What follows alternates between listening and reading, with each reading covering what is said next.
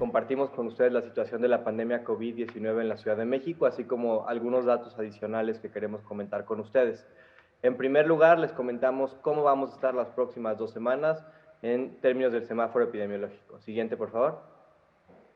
Recibimos la notificación ayer que las siguientes 2 semanas continuamos en semáforo verde.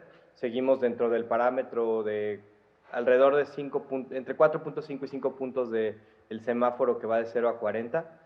Estando abajo de 10 puntos nos colocan en semáforo verde y como esta notificación transcurre para 2 semanas, pues terminaremos el presente año dentro de este color del semáforo, semáforo verde. Con esto ya tendríamos más de 10 semanas continuas en este color. Siguiente.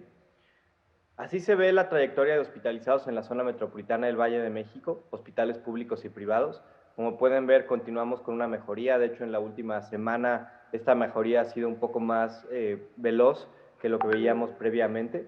Por esta razón, si me dan la siguiente, pueden ver aquí una pequeña aproximación. La línea punteada es como estábamos hace una semana. Entonces pueden ver que tenemos una tendencia descendente en las hospitalizaciones totales del área metropolitana, pasando de un poquito menos de 500 hace una semana a 426, lo que es una mejoría considerable. Y también es importante recalcar, si ven en la gráfica color naranja, que una buena parte de la mejoría han sido pacientes graves. Se ha reducido en mayor medida el número de pacientes intubados y esto también es una buena noticia, significando que tal vez algunos de los pacientes que están en los hospitales tienen un menor grado de gravedad que los que tenían previamente. Siguiente. Mismo caso para la Ciudad de México, 319 hospitalizados en la Ciudad de México.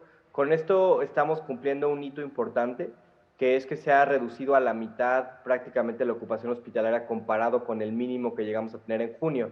Recordarán, habíamos bajado mucho entre enero y junio, llegamos a nuestros mínimos los primeros días de junio, por ahí del 5 de junio era el mínimo de hospitalizados en la Ciudad de México, con cerca de 700.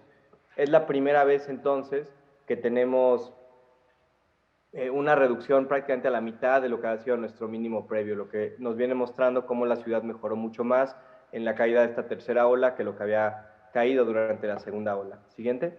Pueden ver también que esta mejoría continúa en la última semana. Aquí se ve en la línea punteada cómo estábamos hace una semana. Y igual que en la zona metropolitana del Valle de México, sí es muy interesante notar la caída que tenemos en el número de hospitalizados con ventilador. Estamos ya en el borde de estar abajo de los 100 por primera vez desde que medimos este indicador a inicios de la pandemia. Siguiente.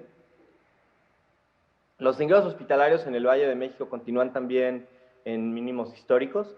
Esta es la trayectoria de toda la pandemia desde que medimos. A inicios de junio el número de ingresos hospitalarios diarios y pueden ver que nos encontramos también en mínimos históricos con cerca de 27 a 28 nuevos ingresos día por día, como ven en la siguiente lámina. Siguiente.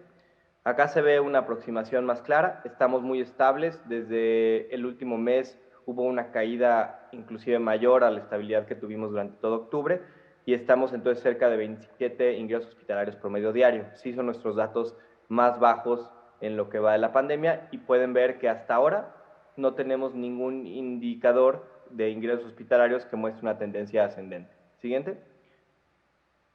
Aquí vemos los positivos en macroquioscos, centros de salud y centros comerciales. Desde que iniciamos el programa muy en forma con las pruebas rápidas en noviembre del año pasado. Pueden ver que estamos en niveles muy bajos comparado a lo que llegamos a observar durante tanto la segunda como la tercera ola. Estamos hablando de que pues, durante la tercera ola llegamos a identificar cerca de 3,000 positivos al día. Hoy estamos muy por debajo de eso, identificando en promedio menos de 150. Sin embargo, como vamos a ver en la siguiente gráfica, y si queremos que la gente lo conozca, empezamos la semana con una tendencia ligeramente ascendente del número de positivos identificados. No es algo descontrolado, no es algo de gran magnitud, pero sí es importante ir monitoreando los indicadores día con día. Estos de positivos en macroquioscos, centros de salud y centros comerciales es uno de los mecanismos más oportunos que tenemos para monitorear, ya que son pruebas rápidas que vemos todos los días por la tarde, y sí hemos notado un incremento en los primeros 3 días de la semana con respecto a cómo se vio la semana previa. No es algo gigantesco, pero sí vale la pena irlo monitoreando día con día. Siguiente. Mismo caso, la positividad en macro centros de salud y centros comerciales se encontraba en sus mínimos históricos hace cerca de 10 días, que llegamos a rozarlo el 2%, 2.1% fue nuestro mínimo histórico. Llevamos básicamente una semana de ligeros incrementos que todavía nos ponen debajo de los parámetros internacionales de positividad, que es el 5%, pero sí con algunos datos que hay que destacar de los últimos 3 días. Si me dan la siguiente, por favor. Podemos ver aquí pues, que hemos tenido un par de días en los cuales hemos tenido una positividad ligeramente más alta.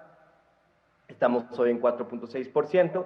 Y aquí hay dos cosas que recalcar. Primero, la positividad depende mucho de las pruebas, entonces lo que nos habla es que esta temporada invernal, pues tenemos que tal vez fortalecer el acceso a pruebas para que más personas las tengan de manera más fácil.